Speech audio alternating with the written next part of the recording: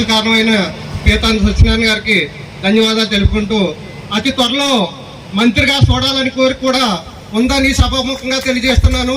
అతి త్వరలో ఈ 2025 లాస్ట్లోనే ఈయన మంత్రిగా ప్రమాణం చేయాలని ఈ ఒల్లూరు నుంచి ఈయన్ని కోరుకుంటున్నాను నేను. అలాగే సభా అధ్యక్షులైన ఉప్పలపాటి సురేష్ బాబు గారికి, అలాగే మా సర్పంచ్ అయిన నేలపూడి బేబీ గారికి, అలాగే ఇక్కడ కూటమి నాయకులందరికీ నా నమస్కారాలు. ఎందుకంటే నేను ఎప్పుడు మైక్ పిచ్చుకొని మాట్లాడలేదు. ఎక్కడైనా ఏదైనా సమస్య వస్తే కనుక నుంచి మాట్లాడమంటే ఎంతసేపైనా మాట్లాడతాను. మైక్ ఇచ్చుకొని ఎప్పుడు మాట్లాడలేదు. అందుకే ఏదైనా తప్పు ఉంటే క్షమించండి.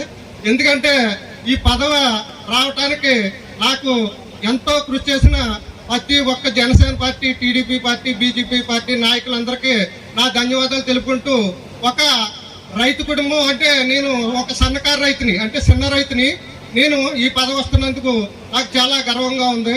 ఎందుకంటే ఈ ఒల్లూరు సొసైటీలో గోటేటి వారి కాడి నుంచి, ఒల్లూరు నరసింహమూర్తి గారి కాడి నుంచి ఎంతో మంది పెద్దలందరూ కూడా ఈ సొసైటీ ప్రెసిడెంట్ గా చేశారు.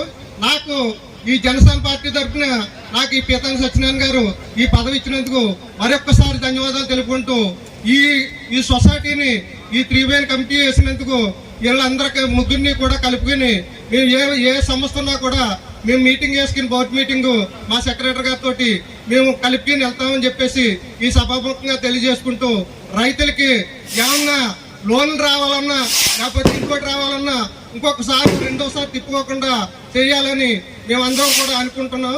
అలాగే ఇప్పుడు మొన్న ఒక 10 సంవత్సరాలు అయిందండి సొసైటీకి యూరియా మన లైసెన్స్ క్యాన్సిల్ అయిపోయి మొన్నే సెక్రటరీ లైసెన్స్ పెట్టారు. కానీ ఇప్పుడే మొన్నే 3 లోడ్లు మనం యూరియా తెప్పించడం జరిగింది.